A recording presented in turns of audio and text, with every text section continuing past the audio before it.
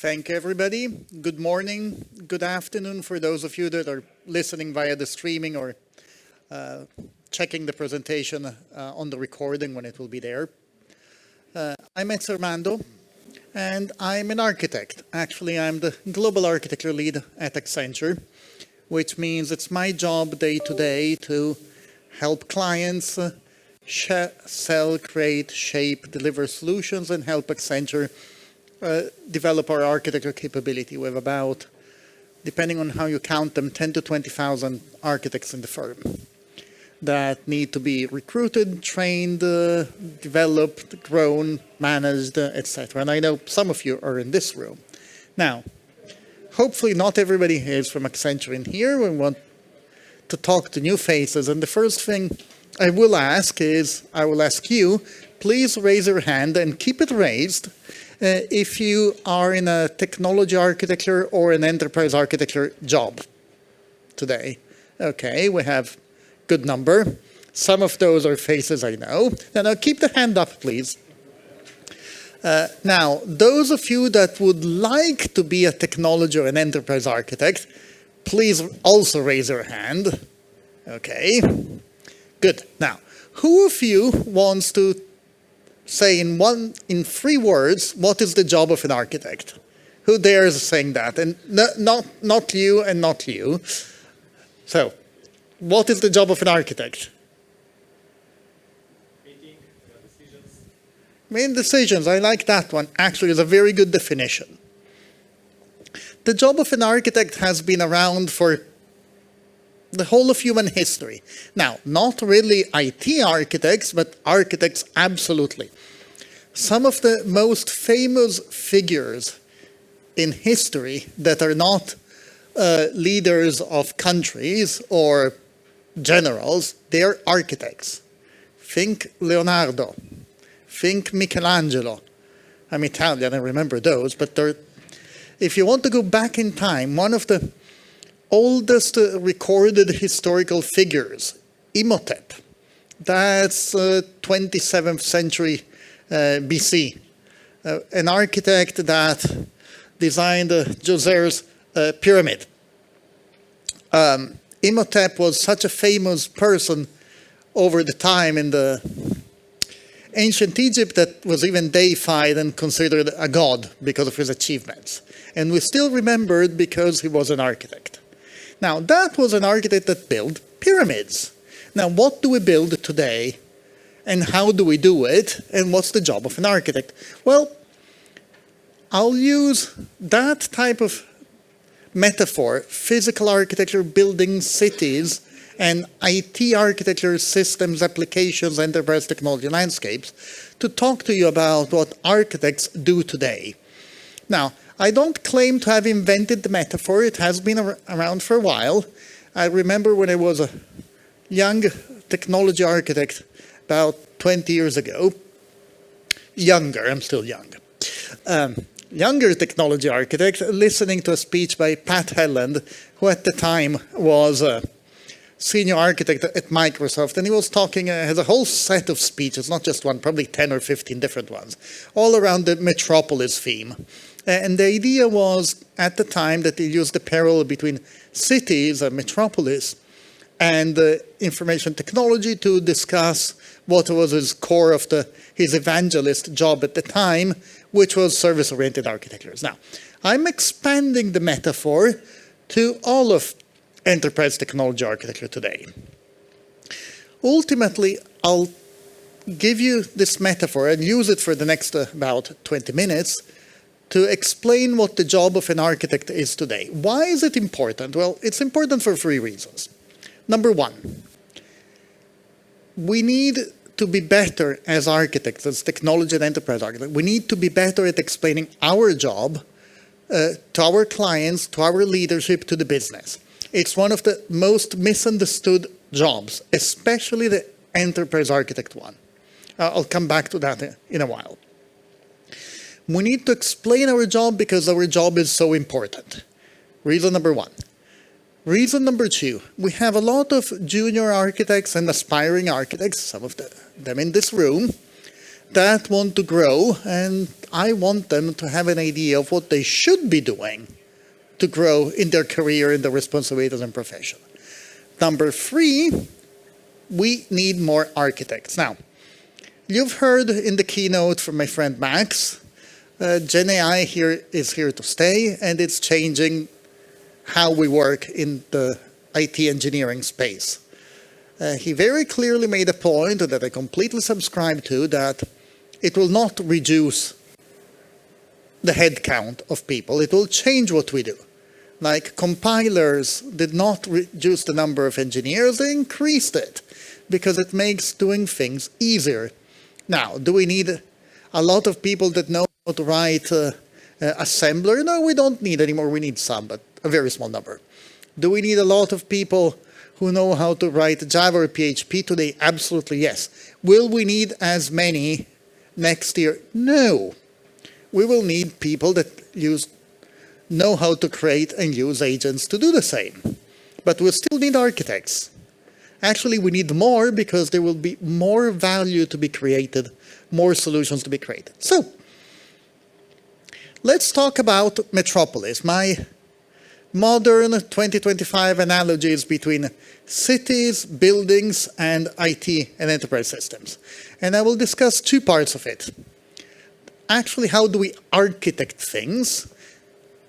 And how do we manage things in the architecture space? So architecture proper and governance. In a classical enterprise architecture speak, enterprise architecture covers both aspects. In reality, a lot of the people that call themselves enterprise architects, at some of my clients, whom I will not name, I'm sorry, some of those people only think that the responsibility is a subset of this. Wrong answer, it's both. Architects need to be able to architect, as in transitive verb, architect something, and govern the architecture process. What I will not tell you today is answers. I will not tell you what the architecture of the day is. Main reason is that because next week it will be different. Pace of change has never been as slow as it is today. Tomorrow it will be faster. The day after it will be even faster, and it will keep growing. So anything I tell you about a specific technology today, when you listen to this presentation in 6 months, will be at least partially obsolete. It's our job to take decisions and know what's going on. It's not our job to be, as architects, deep expert in every single technology there is every day, because it's impossible. So I will not give you answers. I will not tell you this is the way of doing things. I will give you questions. And those are the questions and the topics that you want to discuss with your business people, with your clients, with your colleagues. And those are the questions and how you ask them, what you do about them, that define the job of an architect and how you answer them, of course. Now, there are quite a few slides on this deck, and they are here for a reason. And the reason is you will see it, it will be recorded, you have the slides, and you can go back to it. I will not go for every single slide, but the important is the storytelling and the examples I will pick out of the slides. So, as I said, architecture and governance. Let's dive into the architecture part. Key message. An IT landscape in a large enterprise organization, company, government is like a city. A city is made of buildings, is made of roads, is made of infrastructure, and each of those has to be architected, and they all have to fit together. The system architect is equivalent to the architect that architects a building or a road. The enterprise architect takes care of the whole city. So, multiple aspects, and I'm using the traditional city architecture example here for the various sections. At the city level, enterprise architecture level, we need to think about what is the vision for a city. How do you do districts? How do you do zoning? How do you architect single buildings? What about the utilities? Think electricity, shared urban infrastructure, public spaces, transport, workforce. All of these are things that you have to keep in mind as a city architect, city planner. As an enterprise technology architect, you need to do exactly the same in the IT space. How on earth does that work? Let's pick a couple of these examples. Let's pick vision. So, in the traditional city physical architecture, think Imhotep, think Leonardo. This is about having a vision for how the city should look like. How do I balance heritage buildings and modernization? How do I attract investments? How green or environmentally friendly do I want my city to be? How do I want people to live in it? It's all about the vision of the city. Is it a pure architecture job? No, it's a political job. It's okay, architects have political positions. Sorry if I tell you that, but architecture jobs are about decision. Decisions in organizations, if they have impact, they are political jobs. So you'll have to live with some politics in your job as an architect. That's okay. You might not love that part of the job, but it's part of the job. Now, enterprise architect, what do? They clearly don't think about cities for real. They think about target state, IT blueprints. They think about how to aligning the business and IT needs. They think about innovation, what is innovative, what is not, which systems do I buy, which do I make, what is differentiating, what is not, what is commodity. They think about consumer and customer and employee experience. They think about aligning the enterprise technology with what's out there in the vision. And very important, they think about roadmaps of how to get to the today to the target state. Again, political job, is it? Absolutely it is. Is it only a political job? Hell no. There is a very deep understanding of how we plan, decompose, and enact change and how we set a direction for the technology landscape of the organization. This is the visioning or the blueprinting and target state, aka North Star job of an enterprise architect. If you want to remember one slide, remember this one. But it's not just here. If we deep dive a bit, remember cities are divided into zones, district,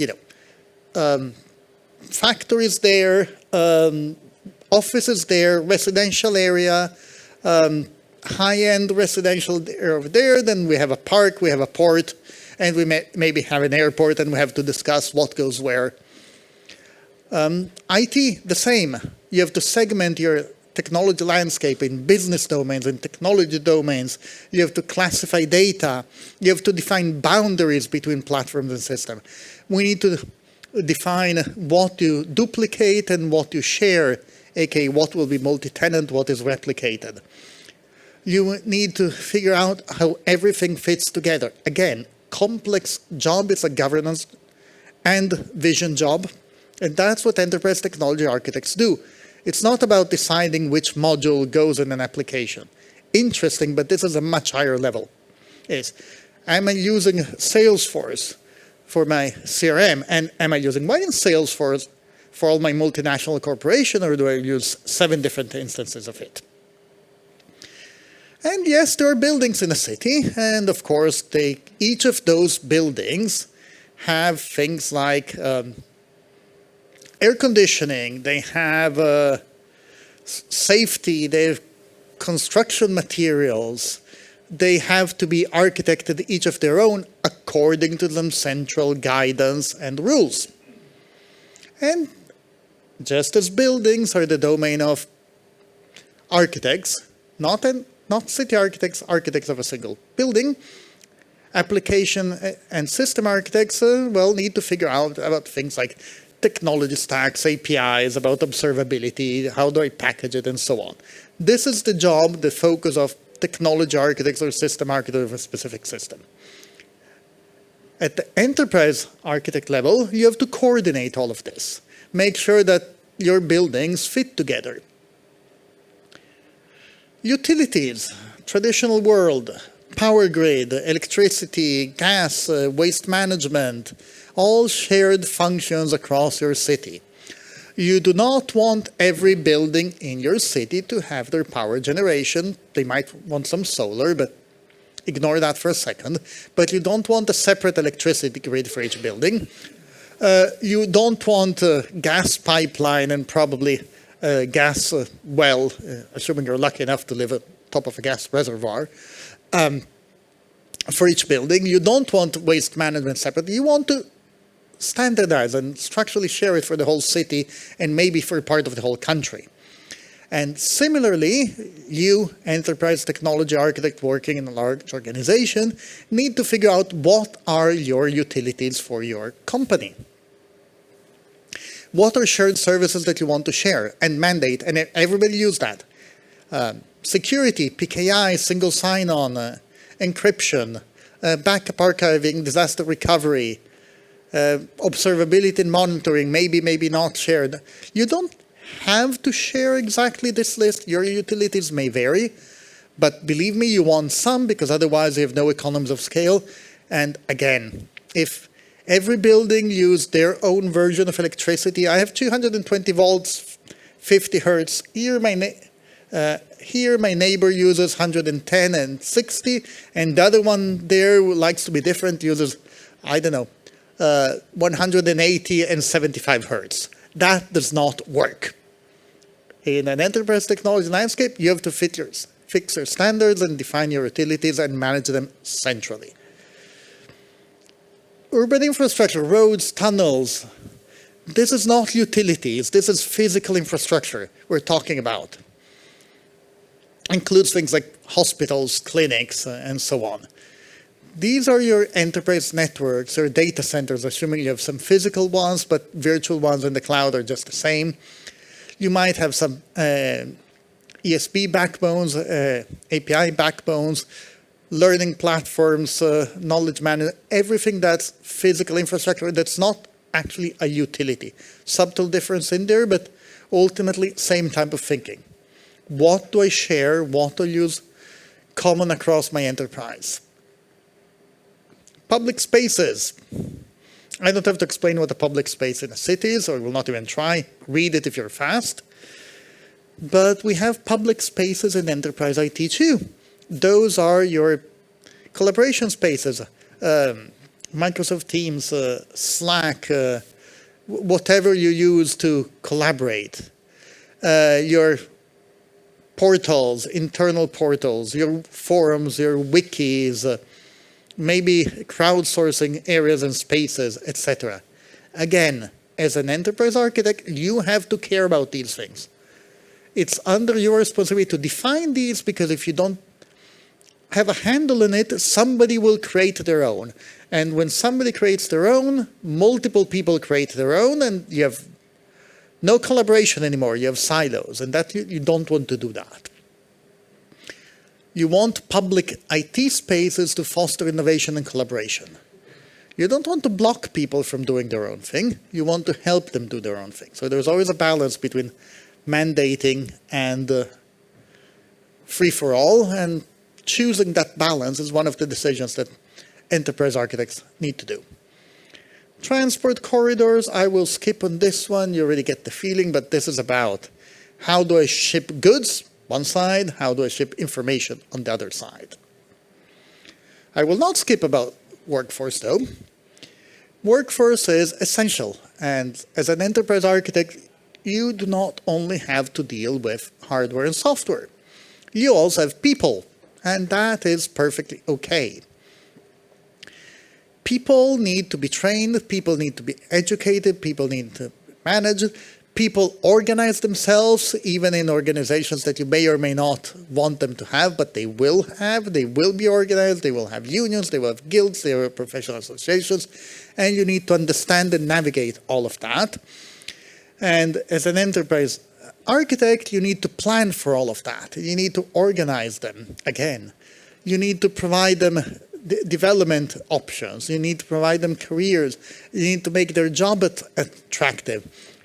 You need to have these difficult conversations saying that GenAI is here today, your work will change. I don't want to change you, employee, as in to replace you. I want you to change and to grow and use these new technologies, and I'll help you do that. Now, that was all about the architecture definition. How do I define things? Then I mentioned there is the governance aspect. The governance aspect is, well, I have a city, remember. We designed our city with our zones, our buildings, our roads, and now we have to run it, maintain it, give it order. So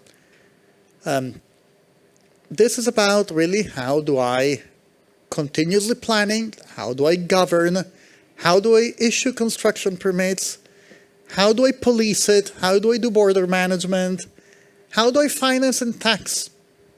Finance and tax, money. Money is important for IT. IT does not happen without money. So I said first annoying problem with the job is it's a political job. That's okay. Embrace it. The other one, you need money to do the job. Again, sounds like a dirty word for scientists at heart. I'm a computer scientist. I mean, I'm a scientist at heart. But guess what? Money moves things and makes things happen. So make sure you have your finance right. You need emergency services. Oh, yes, you do. And that's not a utility. That's a governance problem. And you need to engage your citizens. Again, this is the city planning view. Let's have a look at some of these from an enterprise technology architecture point of view. City planning is the ongoing version of the city vision concept. City vision is where I want to go. City planning is how I continuously manage and update it. So how you change your zoning, how you coordinate, etc., etc. Again, this is about enterprise architecture, roadmap, and governance. Governance here is the trick. Just because one day I and my team decided that our vision for 2030 of the enterprise is that blueprint over there, that's our North Star, it does not mean that that will not change. Of course it will change. And it will not change in 5 years, it will change in 6 months. Probably faster than that. And it will change because the business is changing, the competitors are changing, the consumers are changing, and the technology out there is changing. Change is a constant of life. As an architect, embrace it, don't fight it. Manage it correctly. So, how do I update my target state? How do I update my roadmaps? How do I continuously manage and map my capabilities, views, business capabilities, business processes, and everything? How do I manage the life cycle of adopting new technologies? How do I inject GenAI? Going back to Max's speech. How do I plan capacity? Oh, we just acquired another company, which is raising our transaction volumes by 50%. Can I do it? Can I just throw all of their customers in my IT infrastructure or not? How do I manage that? That's part of your city planning. That's your enterprise architecture planning day by day, daily job. Government. Government of a city, it's obvious. You have a mayor. You have ministries or the equivalent. You have budget oversights. You have committees. You have councils. You have legislative processes. And believe me, you have legislation also in the enterprise IT landscape. Your legislation is program office, governance boards, decision-making boards. You don't want every single system architect to take any type of decision. You want some oversight. And you want oversight to provide more senior experience, to provide advice, to tell them reuse this utility feature over there. You don't have a choice. That's the way to do backups, for example. Or that's the data center to use on AWS, zone, whatever. And you need to govern the whole process and be on top of it and make sure that things happen. Again, is this about specific technology X and Y? No. It's about making sure that technologies policies are set, technology standards are set, and they are enforced. Specifically, if I'm running a city, if I'm the mayor, I want to issue construction permits. Why do I want to issue construction permits? Basically, I'm saying this physical building or road that somebody wants to build complies with the city vision, with the standards, is safe and sound, looks good, and it's basically something we want in our city. Software should be the same. That means design reviews and approvals. It means architecture review boards. It means, remember those standards that you set as policy? Okay, go check. I want a new application. Does it comply with the standards? If it doesn't, it's not necessarily a no, let's talk about it. It's always a decision-making process. And you want document and traceability of all of that. And if you want to be fancy but not too fancy, you'll have vendors and software suppliers, and you want to certify, do we like them or do we not like them? And again, no right decision today. Every enterprise has a different set of standards and decisions. The whole point is you want to control it and be on top of it and govern it. Because if you don't go through your construction permit equivalent in your IT landscape, buildings will just start growing. And they will be dangerous, and there will be fire hazards, and they will be ugly, and then you will be called to fix the mess at some point. So you don't want that to happen. It does happen. Police and border management. In a city, it's obvious. Trust your people, but to a point. You want at your border of the city, think Singapore city-state or think a whole country, you need a passport, probably, or you need a visa to enter. It's fairly obvious that in an enterprise, you have the same problem. And by the way, yes, trust people, but trust them to a point. You probably want police cars going around to make sure that everything is safe in the city, and more important, if there is an incident, that they show up.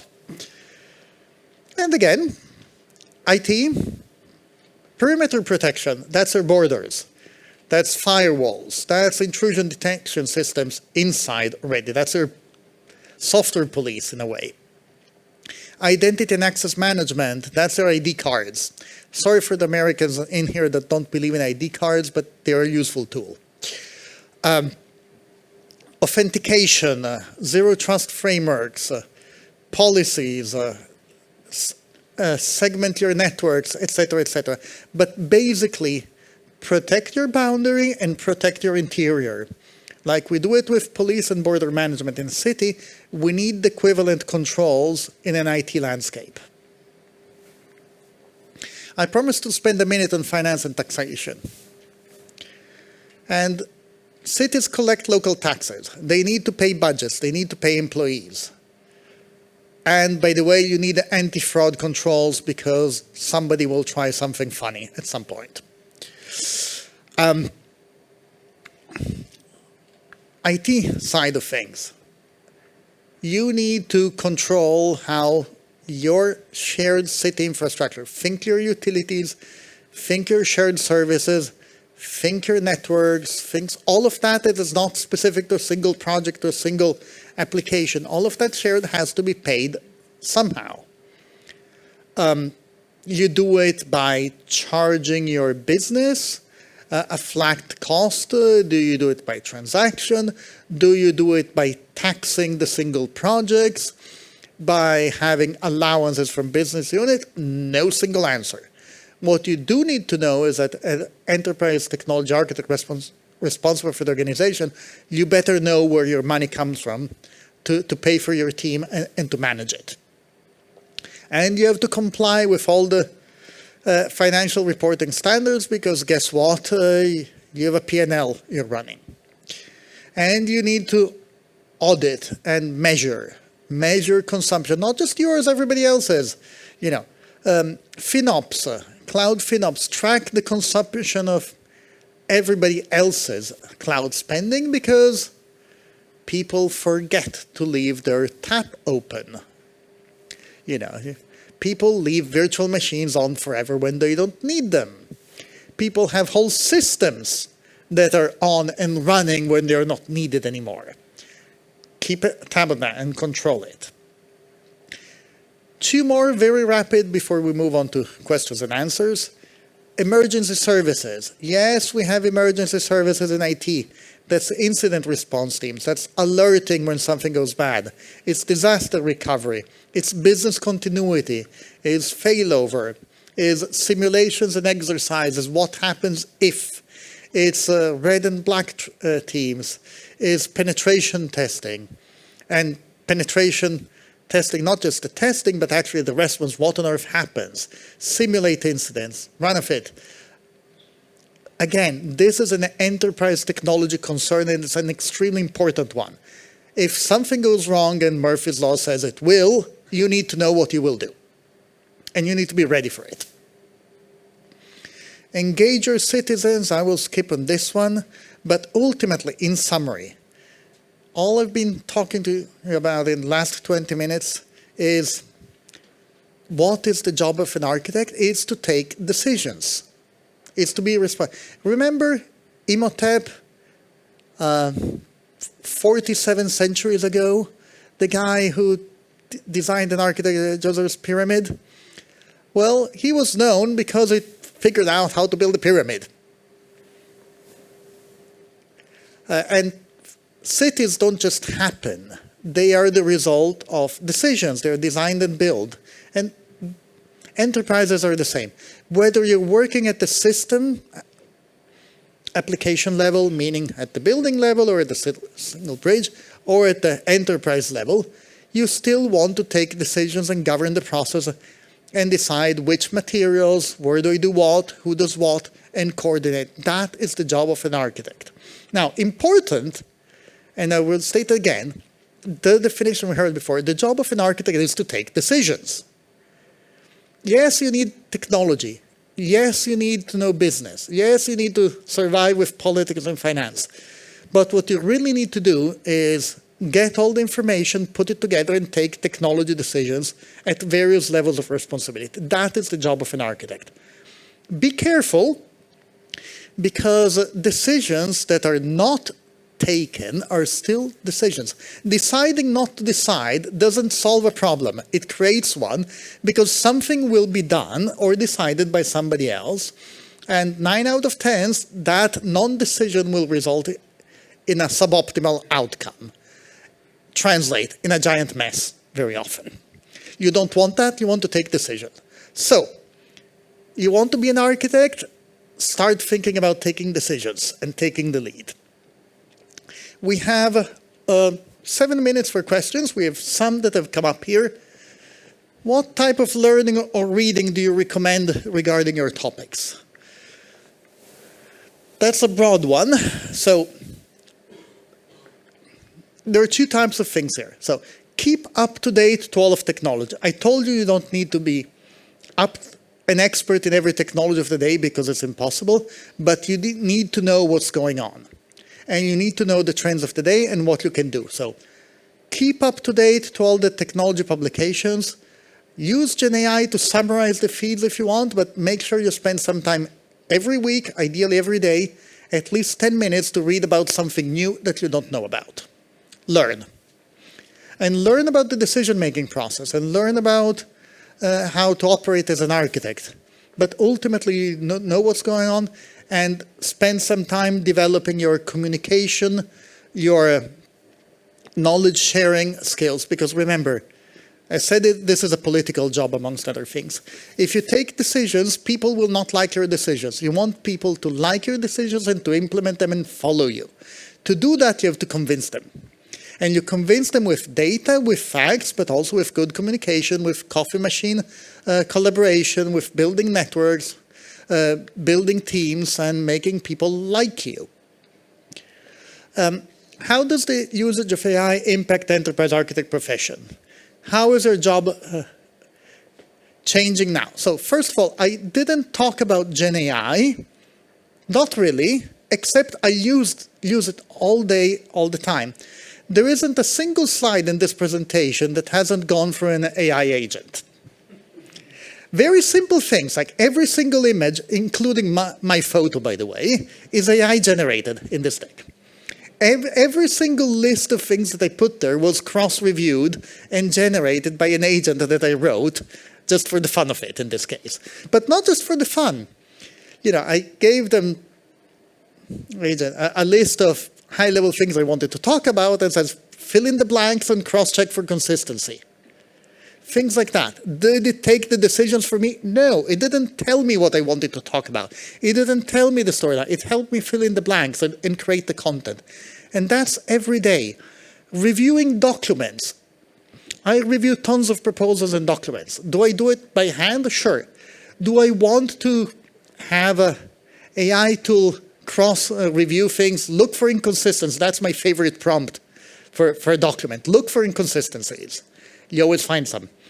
Have I missed something? Is there something unclear? Is the legal wording unclear? Will it find 100% of the problems in a proposal, in a document, in an architect blueprint? No. Will it improve your quality and reduce your reviewing time? Yes. There is a lot of things that in the past I would have delegated to a colleague. Please cross-check this presentation and give me some ideas that I don't need to do anymore. I can still do, but it's done in 3 minutes and half a dozen of smart prompts. It's a huge tool to make me more productive and faster. Does it replace my job? Absolutely not. And we have another question. You mentioned a few times the political aspect. In the world of GenAI, do you think political aspect were higher or lower?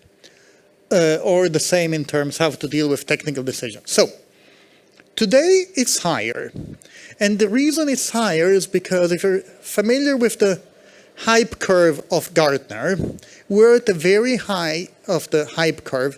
Everybody's talking about it.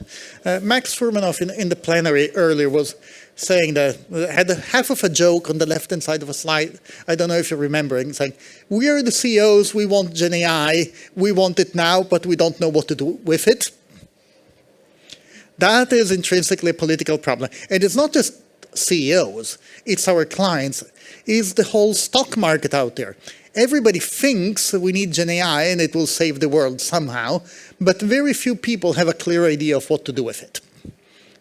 So having those difficult conversations, let's talk about specific business problems, business capabilities, ideas that I can implement now, today, to bring value.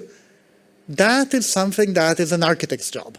And it's an extremely difficult one, because you need to get rid of all of the hype and start moving from, oh, this will save the world, or cut my workforce by 50%, to a very specific discussion on how, I don't know, how I improve my type market of software engineering by reducing my test time by 20% type of thing, or how do I streamline my credit checking so that instead of a human being only, most of my credit checking is done by an AI and just reviewed by a human being. How does that change my business process? What does it cost me to implement it, to run it? What risks do I have? Does it meet compliance requirements? Does it meet the legislation? And how do I actually do it? We have to have those discussions, and those discussions need technology background and understanding, but they're not really just about technology. They're about business, they're about social needs in the enterprise, they're about working together. So more. We have one more question that just popped up, which is the last one. Let's say you started a new ongoing enterprise project. Which of the aspects you mentioned you start with to get oriented and active in that project, and which topics are the next ones? The first thing you have to do, well, there are two things that you have to do at the same time. So figure out who's who in the organization. Who's responsible for what, who thinks is responsible for what, and who knows what. So know your landscape in terms of people, even before technology. Second, figure out the goals of your organization and the specific part of the organization you're working for. What do they want to achieve? What are their problems? What are their challenges? And what are their ambitions? Number 3, but that's really after 1 and 2, is figure out the technology landscape and situation. But first of all, know your players. Know them. Go have a coffee with them. Figure out what they want and what they want from you and what they want from themselves and from the organization. Number 2, what their problems, ambitions, and challenges are in a technology space, ideally, but not just from a business point of view. So what do they want to achieve? And then that you know what they want to, who they are and they want to achieve, figure out what is the as-is state. That's where I start from, and it tends to work. So We don't have time for any more questions. I thank you, all of you that are here in the room today. I thank all of those that are listening at a distance or listening at the recording. Thank you very much. You can reach me here at this LinkedIn it's Armando address if you want to talk to me. Thank you and have a good day, everybody.